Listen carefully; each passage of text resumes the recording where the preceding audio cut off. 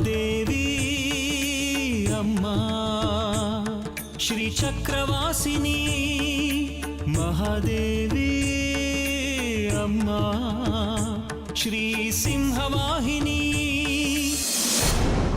ಶಾಸ್ತ್ರಿಗಳೇ, ಸುಟ್ಟಾಕ್ತೀನಿ ನಿಮ್ಮನ್ನ.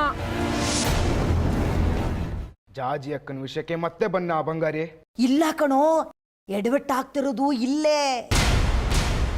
ನೀನ್ ಶಾಸ್ತ್ರಿಗಳನ್ನ ಕೊಂದು ಜೈಲಿಗೆ ಹೋಗ್ಬಿಟ್ರೆ ಪಾಪ ಜಾಜಿ ಕತೆ ಏನು?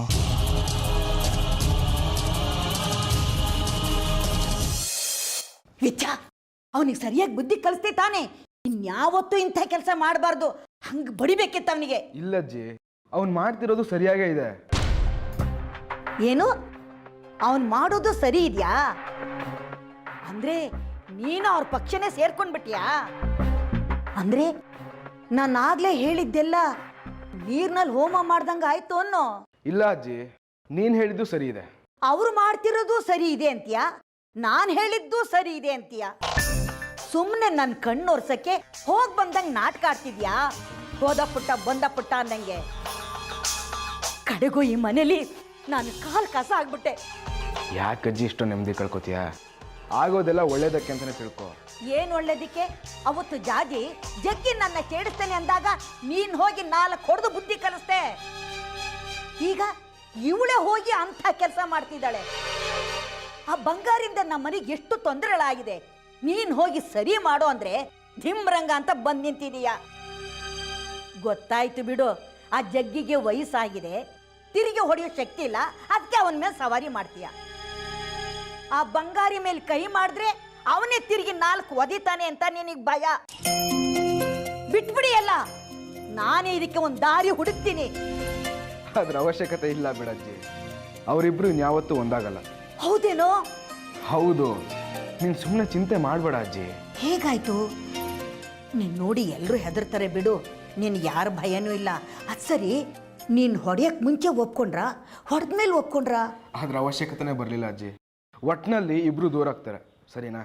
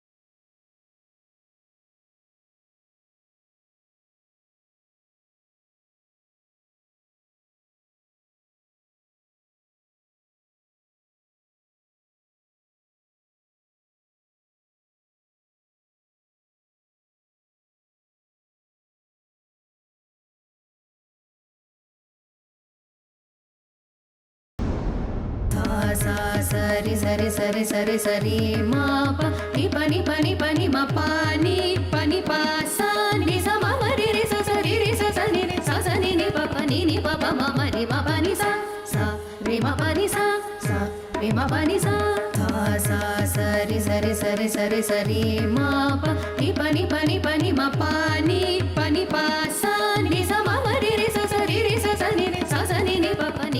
ಆಸೆ ಇದ್ದ ಕಡೆ ನಿರಾಶೆ ಇದೆ. ಯೋಗ ಇಲ್ಲದ್ದು ಯಾವುದು ದಕ್ಕೋದಿಲ್ಲ. ಹಠ ತೊಟ್ಟು ಬೇಕೇ ಬೇಕು ಅಂತ ತಪಸ್ ಮಾಡಿದ್ರು ಅದು ಮರೀಚಿಕೆ ಹಾಗೆ ಮುಂದೆ ಮುಂದೆ ಓಡ್ತಿದ್ರು ಅದರ ಅರ್ಥಕ್ಕೆ ಸೂಕ್ಷ್ಮ ಇರುತ್ತೆ. ನನಗೆ ನಿಮ್ಮ ಉಪದೇಶ ಸಲಹೆ ಬೇಕಾಗಿಲ್ಲ. ಯಾವಾಗಲೂ ನಿಮ್ಮ ಮಾತೆಲ್ಲ ಒಗಟು. ನನಗೆ ನನ್ನ ಬಂಗಾರಿ ಬೇಕು. ಅವನನ್ನು ಹುಡ್ಕೋದಕ್ಕೆ ಸಹಾಯ ಮಾಡಿ. ಇಲ್ಲ ಅಂದರೆ ನನ್ನನ್ನು ಒಂಟಿಯಾಗಿರೋದಕ್ಕೆ ಬಿಟ್ಬಿಡಿ. ಮೊದಲು ಮನೆಯಲ್ಲಿ ಅಡಚಣೆ. ಈಗ ಬಂಗಾರಿ ತಾನಾಗ್ತಾನೆ ದೂರ ಹೋಗ್ತಿದ್ದಾನೆ. ವಿಧಿಗೆ ಒಪ್ಪಿಗೆ ಇಲ್ಲ ಈ ನಿನ್ ಪ್ರೀತಿ. ಅರ್ಥ ಮಾಡ್ಕೊ. ಪ್ರೀತಿಸೋದು ತಪ್ಪಲ್ಲ ಅಂತ ಹೇಳಿದ್ದಾರೆ ಅಪ್ಪ. ಇನ್ಯಾರಿಗೇನು ಹೇಳಿದ್ರು ಅಷ್ಟೇ. ಬಂಗಾರಿ ನನಗೆ, ಬಂಗಾರಿಗೋಸ್ಕರನೇ ನಾನು, ಅಷ್ಟೇ. ಅದಕ್ಕಿಂತ ಹೆಚ್ಚು ಜವಾಬ್ದಾರಿಗಳಿವೆ ನಿನಗೆ. ಲೋಕ ಕಲ್ಯಾಣದ ಸಲುವಾಗಿ ನೀನಿಲ್ಲಿಗೆ ಬಂದಿರೋದು. ಅದನ್ನೇ ಮರೀತಿದೆಯಲ್ಲ. ಅದನ್ನ ಸಾಧಿಸದೆ ನೀನು ಬೇರೆ ಕಡೆ ಗಮನ ಹರಿಸೋದು ತಪ್ಪು. ಸರಿ, ನಾನೀಗ ಏನ್ ಮಾಡ್ಲಿ? ಸದ್ಯಕ್ಕೆ ಬಂಗಾರಿ ಯೋಚನೆ ಬಿಡು. ಶ್ರೀಚಕ್ರದ ಬಗ್ಗೆ ಯೋಚನೆ ಮಾಡು. ಉತ್ಸವದಲ್ಲಿ ಶ್ರೀಚಕ್ರಕ್ಕೆ ಚೋರ ಕಂಟಕವಿದೆ. ನೀನದನ್ನ ಕಾಪಾಡಬೇಕು. ಅಲ್ಲಿವರೆಗೂ ಈ ಪ್ರೀತಿ ಪ್ರೇಮ ಅನ್ನೋ ಭಾವನೆಗಳಿಗೆ ಕಲ್ಲಾಗಲಿ ನಿನ್ನ ಮನಸ್ಸು. ಸುಮ್ಮನೆ ಇರಿ. ನನ್ನ ಮನ್ಸಲ್ಲಿ ಏನ್ ನಡೀತಿದೆ ಅಂತ ಗೊತ್ತಿಲ್ಲ ನಿಮ್ಗೆ. ದೇವಸ್ಥಾನದೊಳಗೆ ದೀಪ ಮಾರ್ಕೊಂಡು ಕೂತಿರ್ತೀರಿ ಅಷ್ಟೇ. ನಿಮ್ಗೆ ಶ್ರೀಚಕ್ರದೊಂದೇ ಚಿಂತೆ, ಆದ್ರೆ ನನಗೆ ಬರೀ ಪ್ರೀತಿ ಚಿಂತೆ ಅಲ್ಲ.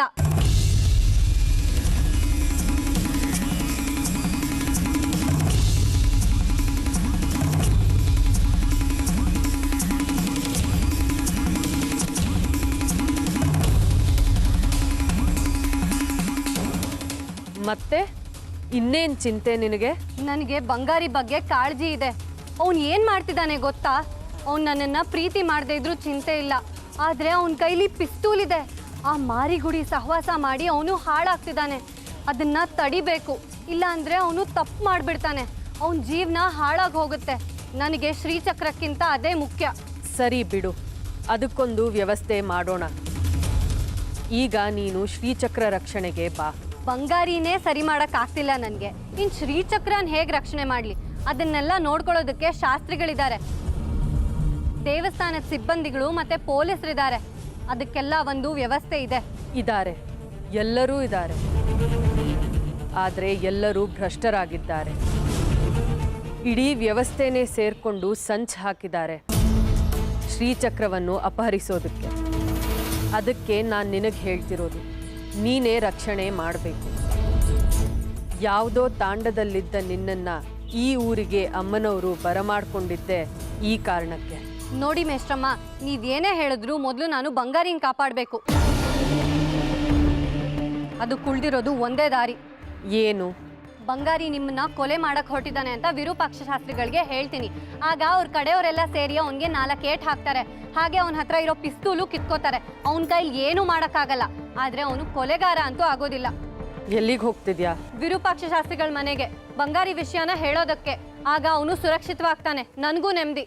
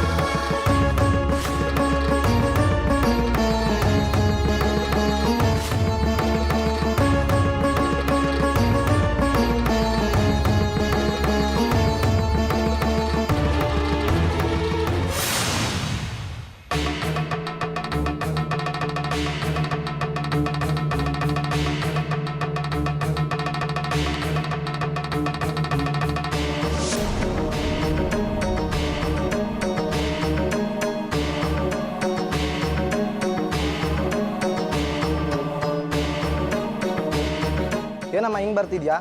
ಯಾರು ಬೇಕು? ಏನು ಬೇಕು? ವಿರೂಪಾಕ್ಷ ಶಾಸ್ತ್ರಿಗಳನ್ನ ನೋಡಬೇಕು. ಅವ್ರ ಮನೇಲಿಲ್ಲ.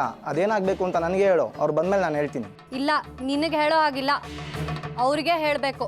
ನನಗೆ ಹೇಳಿದ್ರೆ ಅವ್ರಿಗೆ ಹೇಳ್ದಾಗೇನೆ. ಅದೇನು ಅಂತ ನನಗೆ ಹೇಳು. ನಿನ್ನಂಥವಳಿಗೆ ದೈವಿಕರಾದ ವಿರೂಪಾಕ್ಷ ಶಾಸ್ತ್ರಿಗಳ ಹತ್ರ ಏನು ಕೆಲಸ ಇರುತ್ತೆ?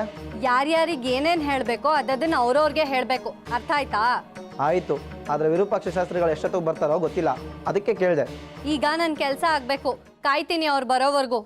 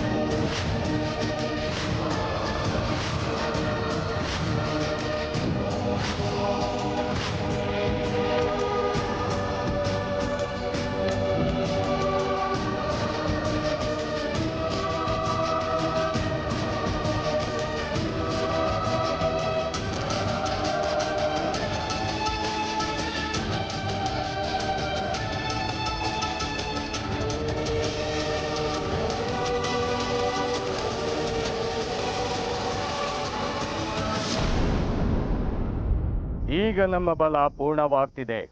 ಯುದ್ಧಕ್ಕೆ ಹೊರಟು ನಿಂತಿರೋ ಸೈನಿಕರ ತರ ಸಿದ್ಧವಾಗಿದ್ದೀವಿ ನಾವು. ಯುದ್ಧ ನಡೆಯೋದು ಉತ್ಸವದಲ್ಲಿ. ಆದ್ರೆ ಅಮ್ನೋರು ಮಹಾಕುತಂತ್ರಿ.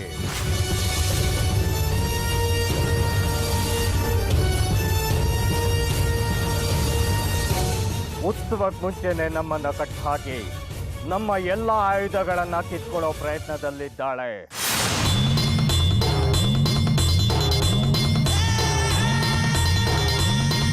ನಮ್ಮ ಶಕ್ತಿ ಕಿತ್ಕೊಳ್ಳೋದಕ್ಕೆ ತಯಾರಿ ನಡೆಸಿದ್ದಾಳೆ.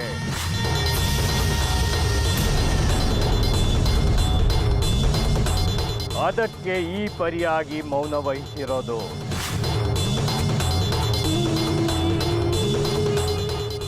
ಅದಕ್ಕೆ ಪ್ರತಿತಂತ್ರವನ್ನ ನಾನು ಸಿದ್ಧಪಡಿಸಿದ್ದೀನಿ.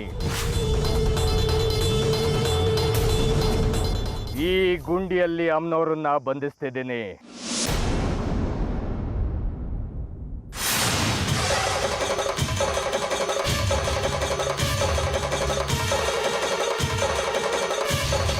ಅಮ್ಮನವ್ರನ್ನ ಈ ಗುಂಡಿಲ್ ಬಂಧಿಸ್ತೀಯ? ಹೌದು, ನೋಡ್ತಾ ಇರು.